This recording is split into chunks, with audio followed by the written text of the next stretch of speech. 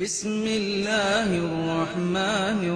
الرحيم والفجر وليال عشر والشفع والوتر والليل إذا يسر هل في ذلك قسم لذي حجر ألم تر كيف فعل ربك بعاد إرم ذات العماد التي لم يخلق مثلها في البلاد وثمود الذين جابوا الصخر بالواد وفرعون ذي الأوتاد الذين طغوا في البلاد فأكثروا فيها الفساد فصب عليهم ربك سوط عذاب إن ربك لبالمرصاد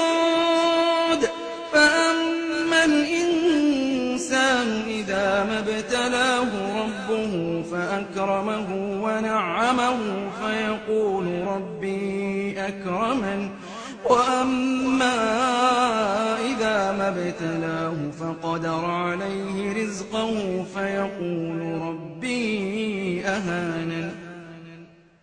كلا بل لا تكرمون اليتيم ولا تحاضون على طعام المسكين وتأكلون التراث أكلا لما وتحبون المال حبا جما كلا إذا دكت الأرض دكا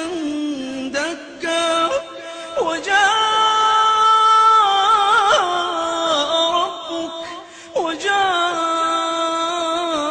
ربك والملك صفا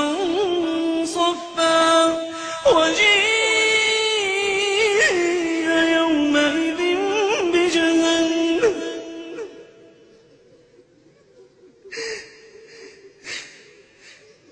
كلا إذا دكت الأرض دكا دكا وجاء ربك والملك صفا صفا وجيء يومئذ بجهنم يومئذ يتذكر الإنسان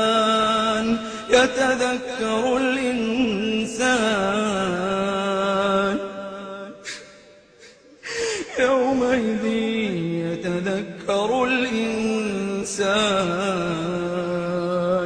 يتذكر الإنسان وأنى له الذكرى يقول يا ليتني قدمت لحياتي يقول يا ليتني قدمت لحياتي فيومئذ لا يعذب عذابه أحد ولا يوثق وثاقه أحد يا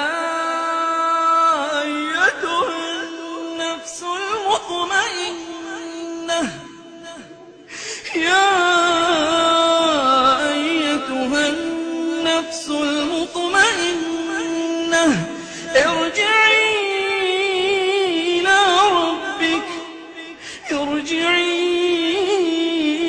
ربك راضية مرضية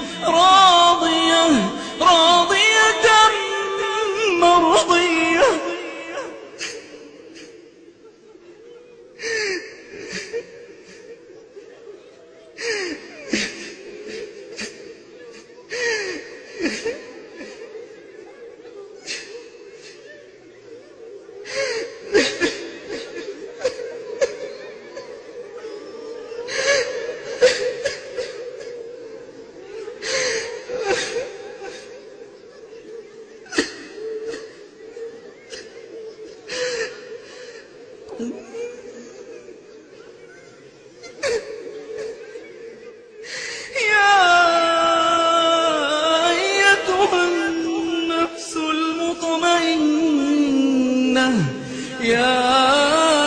أيتها النفس المطمئنة ارجعي إلى ربك راضية مرضية فادخلي في عبادي فادخلي في عبادي